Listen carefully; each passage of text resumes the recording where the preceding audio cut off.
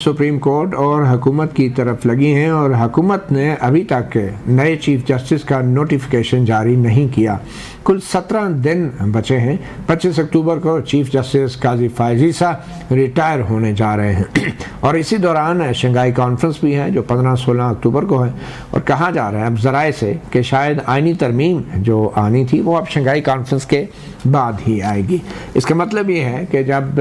25 اکتوبر کو صرف 5-6 دن رہ جائیں گے یا پھر 22 کو اگر یہ آئینی ترمیم اسمبلی میں ٹیبل کی جائے گی جیسے کہ ذرائع سے خبریں آ رہی ہیں، تو پھر اس وقت تک بھی اگر نئے چیف جسٹس کا نوٹیفیکیشن نہ ہوا تو شاید پھر اس کا رد عمل بھی سپریم کورٹ کے اندر سے ہی آئے گا۔ ان تمام کیا اطلاعات ہے آپ کی؟ حکومت کس طرف معاملات کو لے کے جا رہی ہے؟ دن بہت تھوڑے رہ گئے ہیں، آئینی ترمیم کا کوئی اتا پتہ نہیں ہے۔ کیا لگ رہا ہے مولانا فضل الرحمان صاحب کوئی اعلان کریں گے پریس کانفرنس میں آئینی ترمیم کے پیکج کا، یا اب بھی یہ پیکج کا اعلان حکومت کی طرف سے ہی ہوگا؟ اب لگ تو یہی رہا ہے کہ مولانا کو جس طرح آن بورڈ لیا جا رہا ہے کہ وہ بھی اپنا جو مسودہ ہے شاید اس حوالے سے بتائیں، اور انہوں نے یہ بھی کہا تھا کہ پی ٹی آئی کو بھی وہ آن بورڈ لیں گے۔ اور دوسری جانب جو چیف جسٹس کے نوٹیفیکیشن کی بات ہے تو یہی حکومت تھی، یہی شہباز شریف صاحب وزیر اعظم تھے، تو 84 ڈیز پہلے قاضی فائز عیسیٰ صاحب کا نوٹیفیکیشن کر دیا گیا تھا۔ تو وہاں اب کیا اس کے پیچھے جلدی تھی، وجہ تھی؟ انہوں نے حلف تو 16 سپٹمبر کو ہی اٹھانا تھا نا، تو وہی اٹھایا۔ تو آج 10 دن رہ گئے ہیں اور 10 دن میں نوٹیفیکیشن نہیں ہوا۔ ورکنگ ڈیز 10 ہیں جی، ورکنگ ڈیز ہیں۔ اور دوسری جانب ایک اور بڑا میں جو آئینی ترمیم ہے اس میں جو وکلا کا پہلو ہے اس پہ بات کروں گا۔ آج فاروق اچ نائک صاحب سے ایک سوال ہوا کہ آپ کل جو وکلا کنونشن تھا اس میں نہیں آئے، تو انہوں نے کہا جی ہم پاکستان بار کونسل جو ہیں تو ہم کیونکہ آئینی ترمیم کی حمایت کر رہی ہیں تو اس لیے میرا تو آنا بنتا ہی نہیں تھا۔ اور کل آپ نے جو ہے وہ جو لہجہ تھا، وہ سخت لہجہ تھا وکلا کا، آپ نے دیکھ لیا۔ اس وقت تک بلوچستان بار کونسل، اچھا جو بار کونسل ہے اس کے نیچے ساری ڈسٹرکٹ بار اور ہائی کورٹ بار آتی ہیں، Balochistan bar council, Sindh bar council اور اسلام آباد بار کونسل، اسی طرح ہائی کورٹ بار ایسوسی ایشن کا آج وہاں پہ اعلامیہ جاری ہوا ہے۔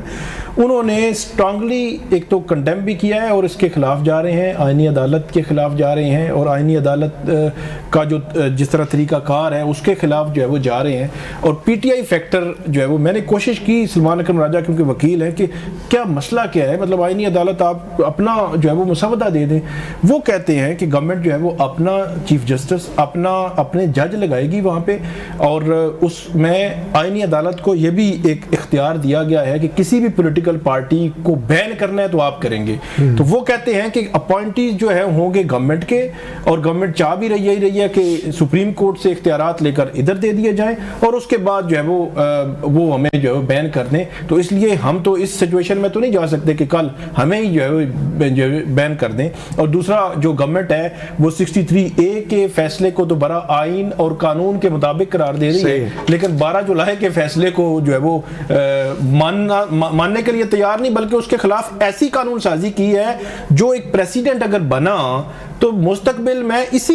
جو ہے وہ پولیٹیکل پارٹیز کے لیے نقصان دہ ہو سکتا ہے کہ کل سپریم کورٹ تو پھر وہ پاور لیس ہو گئی نا، جب بھی فیصلہ دے گی آپ سادہ قانون سازی کریں اور کہیں جی ماضی سے اطلاق ہے اور ختم۔ ابھی تو آرڈیننس کے ذریعے آئینی ترمیم کرنے کی کوشش کی گئی ہے، وہ آرڈیننس کے ذریعے ججز کمیٹی کے ذریعے کنٹرول کرنے کی کوشش کی گئی ہے، بینچ کے ذریعے جو ہے 63 کی تشریح، 63 کے بعد بندے توڑے۔ نہیں وہ تو سیدھا نظر آ رہا ہے کہ چیف جسٹس کی وہ نمبرنگ پوری نہیں تھی کمیٹی میں، تو وہ حکومت نے پورا کر کے دیا کہ یہ جی اپنا بندہ، انہوں نے امین الدین خان صاحب بیٹھ گئے ہیں، اور اس کے بعد بینچ بھی بلاول بھٹو نے جو کہا ہے کہ جسٹس منصور علی شاہ انہیں لگتا ہے کہ ججز کو کنٹرول نہیں کر سکیں گے۔ پتہ نہیں بلاول بھٹو جو ہے کنٹرول یا سیلف کنٹرول کو کیا سمجھتے ہیں؟ میرا یہ خیال ہے کہ بلاول بھٹو صاحب ایک بڑی پولیٹیکل پارٹی کے سربراہ ہیں اور یقینی طور پر ان کو اس کی آئیڈیا ہونا چاہیے، آکسفورڈ کے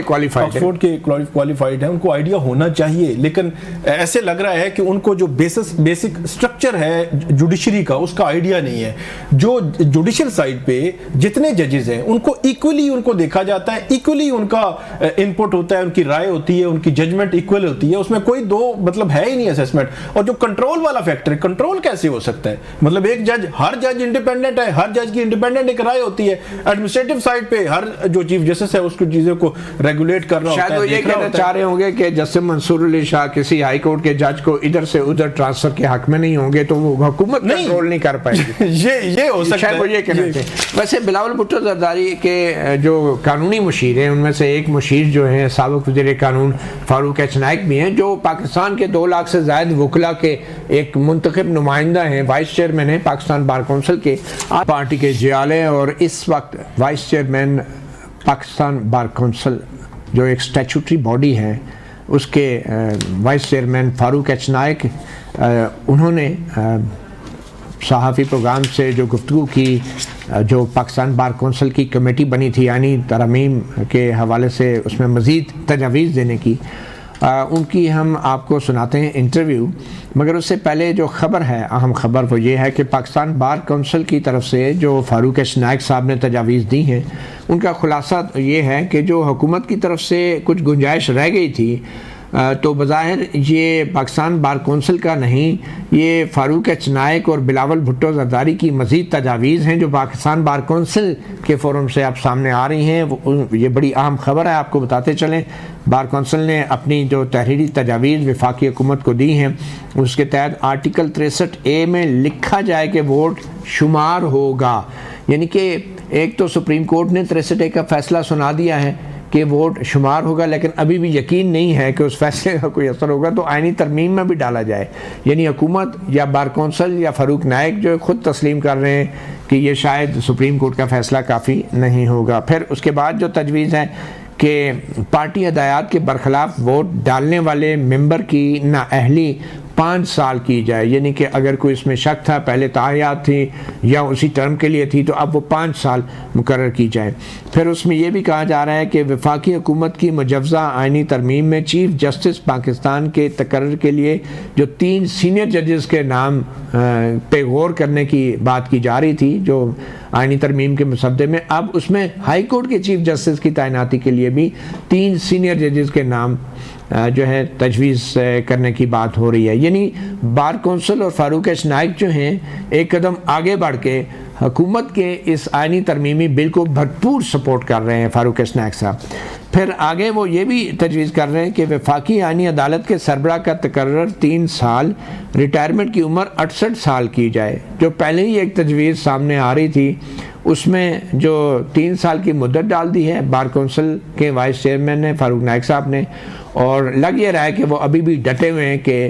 68 سال، یعنی کہ جو 65 سال سے اگر قاضی فائزہ ریٹائر ہوتے ہیں مثال کے طور پہ تو ان کو 68 سال تک آئینی عدالت کا سربراہ، ابھی بھی بار کونسل کی طرف سے یہ تجویز آ رہی ہے۔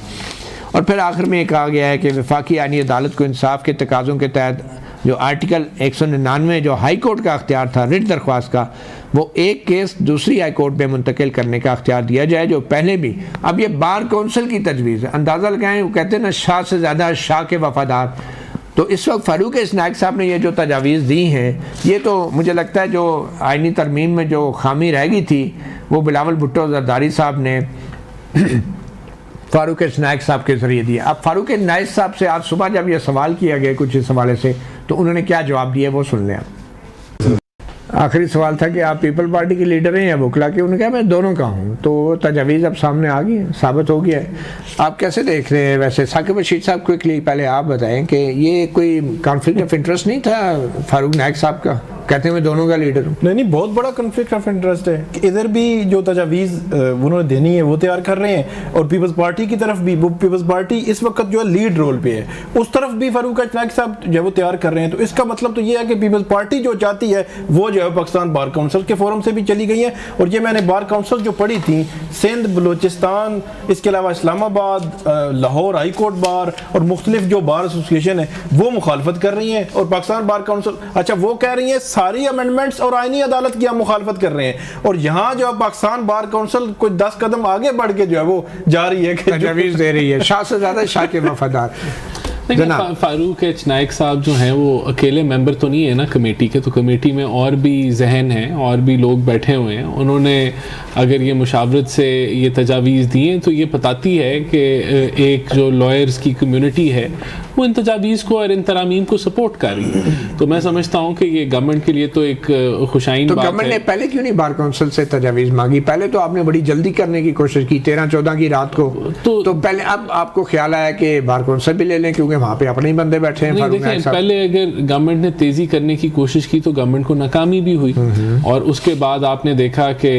جو لا منسٹر ہیں وہ بھی بار کے پاس گئے اور انہوں نے